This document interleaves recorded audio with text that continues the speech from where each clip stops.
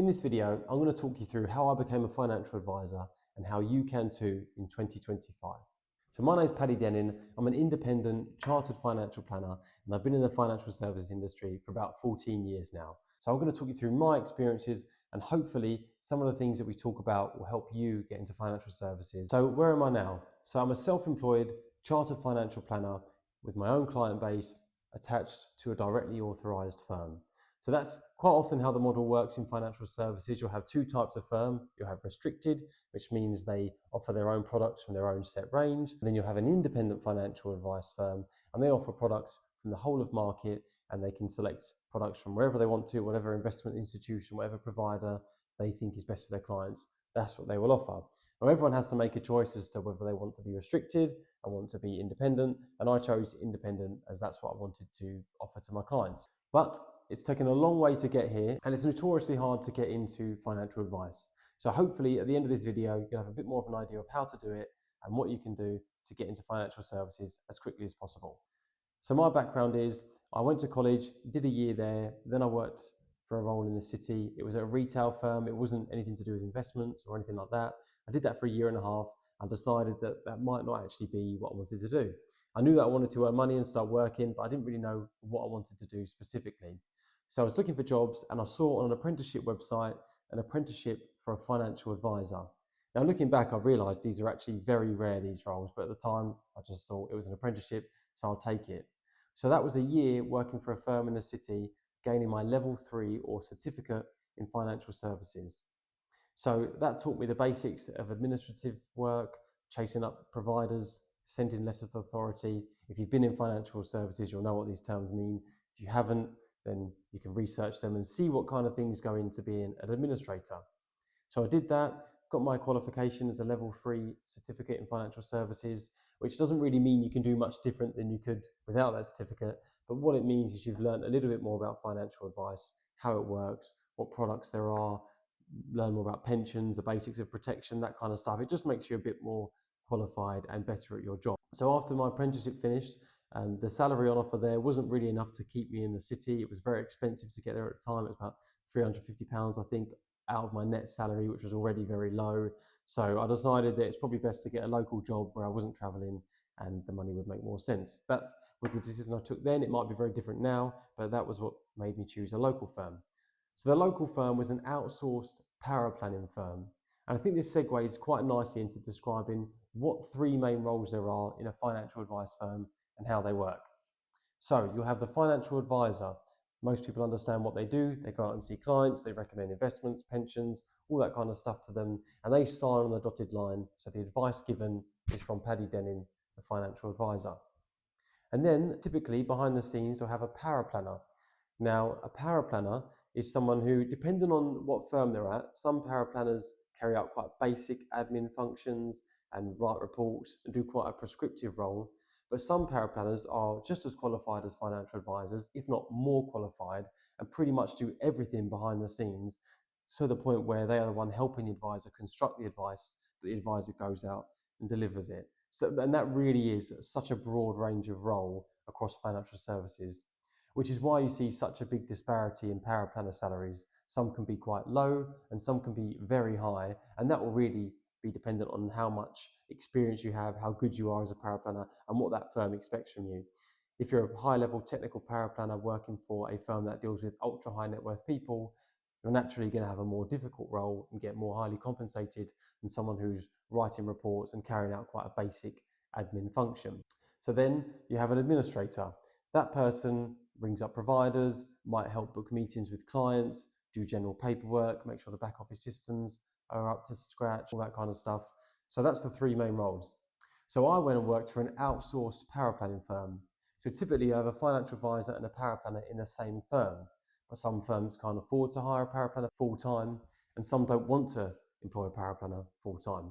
So they'll hire an outsourced power planner who works for a firm that does this for loads of different clients. So I was doing power planning for advisors over here, advisors for that company, and I got to see a very wide range of how firms operate, and I saw so many different products.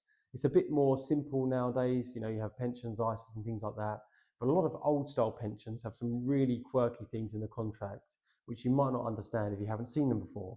But because I'd worked for so many different firms all over the place, it really allowed me to see so much stuff. So that gave me a good ground in financial services.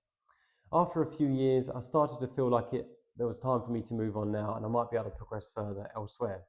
So that brought me on to being a power planner at a local financial advice firm which dealt with high net worth clients who are retiring, selling their business, or coming towards the end of their working journey.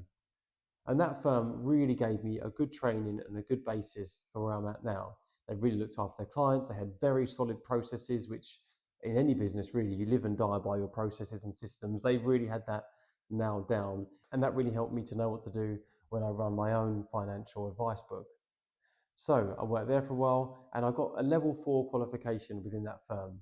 So a level 4 qualification allows you to become a qualified financial advisor. Now you need to get something else called competent advisor status, which basically means the firm that you're working for has deemed you to be competent to look after clients. But a level 4 is the basic qualification needed to be a financial advisor. And I did that via the CII.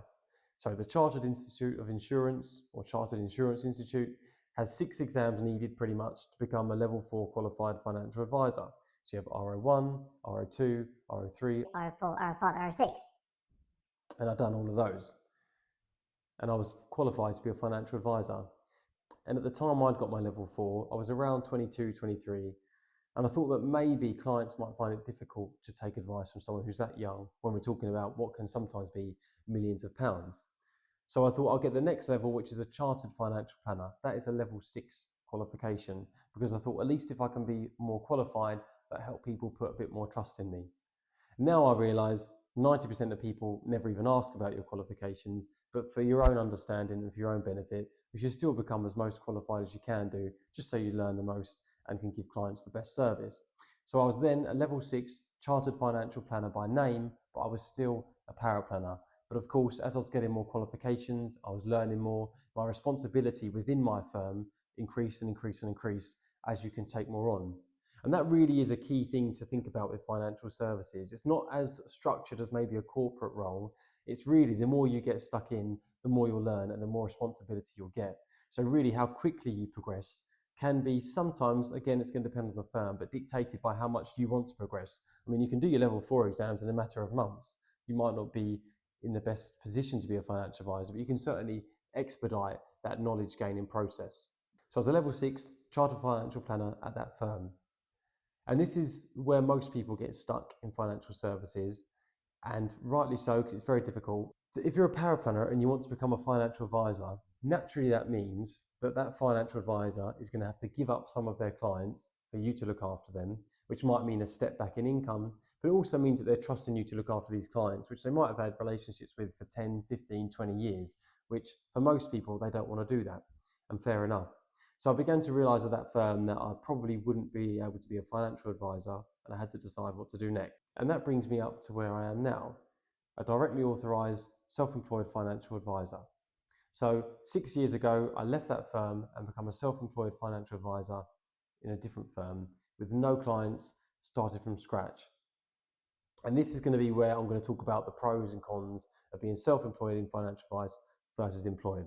So the pros, as a self-employed advisor, you have your own client bank. So you look after Mr. and Mrs. Smith, they're your clients. Of course, nobody's really your clients, they can do what they want. But if you move to another firm, you can port those clients there if they decide to stay with you. But if you've got someone else owning your clients, then that's going to be much more difficult and a lot of times against the terms of your contract. So as a self-employed advisor, you get your own client base. Your earnings are technically unlimited. Of course, there is going to be a cap, and that cap's going to be dictated by how many staff you want to employ, how big you want to go, and how much stress you want. But theoretically speaking, like any business, you've got unlimited earnings. And then the third one, you control your own schedule. Now, the reality is, in my head, perhaps as a self-employed person, I thought you'd be in the gym during the day, playing a bit of Xbox, generally just lounging around. Of course, I'm exaggerating here, but the reality is actually, if you're self-employed, you might end up working more than an employed person. The cons to being self-employed is that for a year or two, you will need to bankroll yourself. So at the time, I did have a property, but I was living at home with my mum and dad, so my expenses were absolutely minimal. So I just had the rent to my parents, which thankfully wasn't too much. So I could afford to bankroll myself and not really worry too much about having to generate loads of new clients. Very much is a long and slow, drawn out process. And if you think about the nature of the business, it's really relationship driven, looking after people and helping them with their finances, which for a lot of people is one of the things closest to them, their money, besides family and things like that. So they're going to want to trust you. So a lot of your business is built on referrals, and you can't really get referrals if you don't have any clients. So that's why it takes quite a long time to build up a client base. But it does get to the point where that snowball is really rolling down the hill, metaphorically speaking, and more clients know you, more and more professional connections like accountants and solicitors know you. So then you end up getting more and more referrals, and how much you look after in the fifth year is drastically different to how many you look after in the first year. So if you can get through those first couple of years, then it can be really good. How about being an employed financial advisor? Well, the pros there are you learn on someone else's money. So if you don't sign up a client, it's not directly going to impact your earnings. It might do a little bit, but you're not going to sort of live or die by that client. They're going to have processes in place that have already been set there that you can follow, and you can get yourself built up on those processes without having to really muddle through it yourself. And then thirdly, you get a guaranteed, for the most part, set wage. So you don't really have to worry about where your next meal is going to come from, how you're going to get clients. You can just know that you do your job, do it properly, and you'll get paid for that. Possibly it could be less stress. Again, that's going to depend on your employer and maybe the type of clients that you look after. But if you don't have that financial stress of bankrolling yourself, you're probably going to sleep better at night as an employee advisor. And what are the cons? Well, you're not building up a client base of yourself. You're building up a client base for a firm, which, that's fine if that's what people want to do. And your hours are going to be dictated by someone else.